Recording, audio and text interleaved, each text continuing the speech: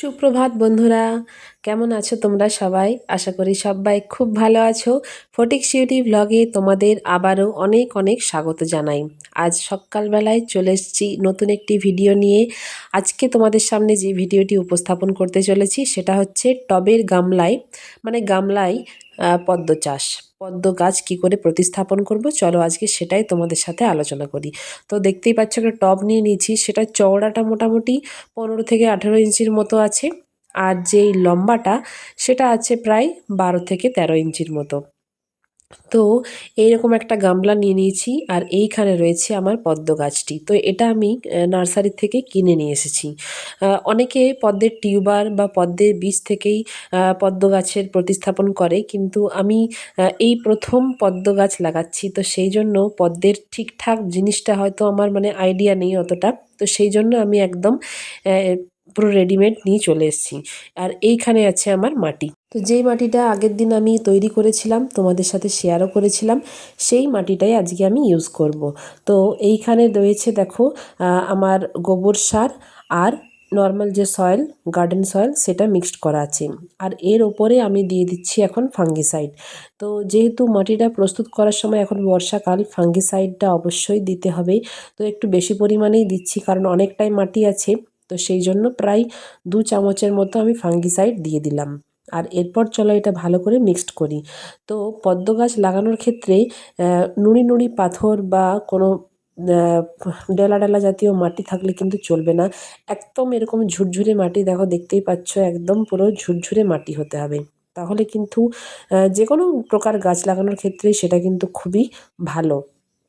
ডেলা জাতীয় মাটি কিন্তু যদি আমরা সেই মাটিতে গাছ বসাই, কিন্তু যখনই আমরা কোনো কিছু খাবার দেব, সেই খাবারটা ওই মাটিটাতে সহজে কিন্তু অ্যাবজর্ব করতে পারবে না। তো এই হচ্ছে দেখো পদ্ম গাছ। ওটা আমি নার্সারি থেকে কিনে নিয়ে এসেছিলাম, দাম পড়েছিল 100 টাকার মতো। তো অনেক রকমের ভ্যারাইটির ছিল পদ্ম গাছ, তো আমি এই একটাই নিয়ে এসেছি। আরও অনেক কালেকশন নেওয়ার ইচ্ছে আছে। তো আস্তে আস্তে সব হবে, তোমরাও দেখতে থাকো ভিডিওগুলো। পরপর সব অনেক রকমের কালেকশন তোমরা দেখতে পাবে। তো এখানে আমি গামলার মধ্যে মাটিটা এরপর ভরে নিচ্ছি। এখানে 20% মতন আমাকে মাটি নিতে হবে। তো এই পদ্ম লাগানোর অনেক রকমের প্রসেস হয়।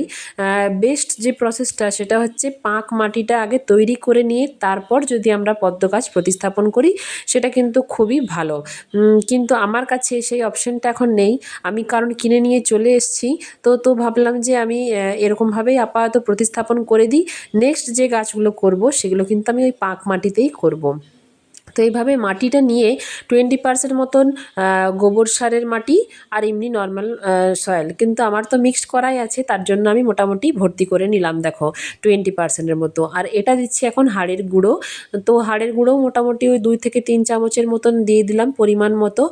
এটা দিলে কিন্তু গাছের পক্ষে খুব ভালো, মাটিটাও খুব ভালো তৈরি হবে। তো সেই রকমভাবেই মাটিটাতে এটা মিক্সড করে এর উপর থেকে আরও 2টি মাটি দিয়ে তারপরে আমি এটার মধ্যে জল দিয়ে, আগে আমাকে কাদা করতে হতো, পাঁক মাটি টাইপের বানাতে হতো, কিন্তু আমি সেটা না করে যেমন নার্সারিতে বললো যে মাটিটা আগে রেডি করে তারপর ওই বালতিটা উপর করে ঢেলে দিতে, তাহলেই হবে। কিন্তু এখন বুঝতে পারলাম যে ওটা করার আগে যদি আমি এই মাটিটাকে কাদা করে রেখে দিতাম, পাঁকের মতো করে, তাহলে বেশি ভালো হতো। তো তোমরাও সেরকমভাবেই করো। দেখো আমি এটা এখন পুরোপুরি ঢেলে দিচ্ছিলাম, কিন্তু ঢালতে গিয়ে একটা অসুবিধা হচ্ছিল, যেটা হচ্ছে ভিতর থেকে কিছুতেই বেরিয়ে আসছিল না।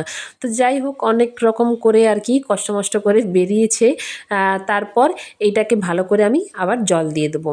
তো যেটা বলছিলাম যে অনেকে এই পদ্ম গাছ টিউবার থেকে প্রতিস্থাপন করে, অনেকে পদ্ম গাছের বীজ থেকে প্রতিস্থাপন করে, সেটার থেকেও খুব ভালো হয়, টিউবার থেকেও ভালো হয়। টিউবারটা যদি ঠিকঠাক মতো বসানো যেতে পারে কাদা মাটি করে পরে, তাহলে কিন্তু খুব ভালো ওটার থেকেও রেজাল্ট পাওয়া যায়। আর পদ্ম এমনই একটা গাছ, এটার কিন্তু যত্ন খুব একটা বেশি করতে হয় না।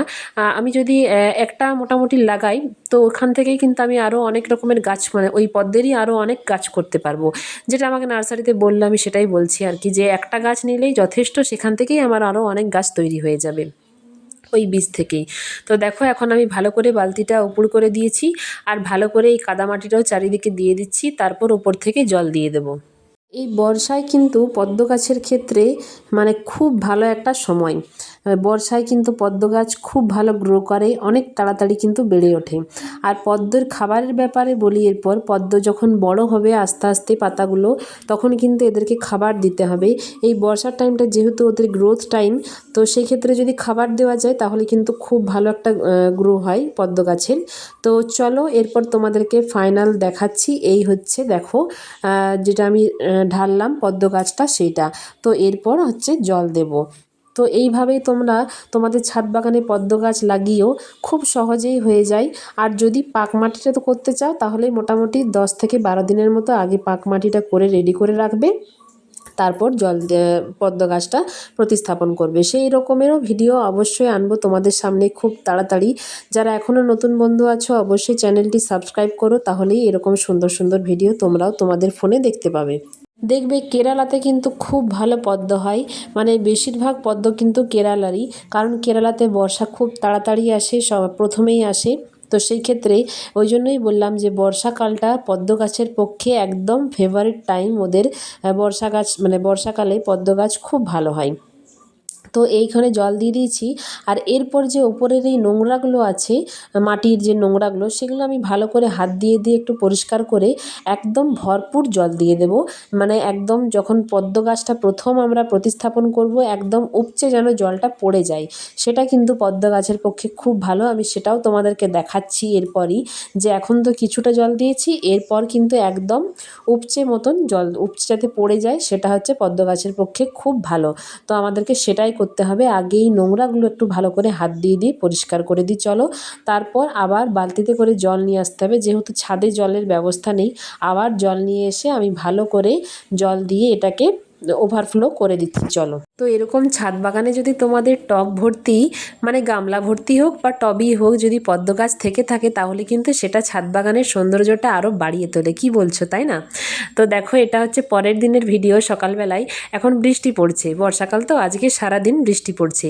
তো দেখো একদম জল কিন্তু উপচে পড়ছে, আর পদ্ম পাতাগুলো দেখো কি সুন্দর ওপরে রয়েছে। তো চলো আজকের মতো এখানেই টাটা। ভালো লাগলে অবশ্যই লাইক করো।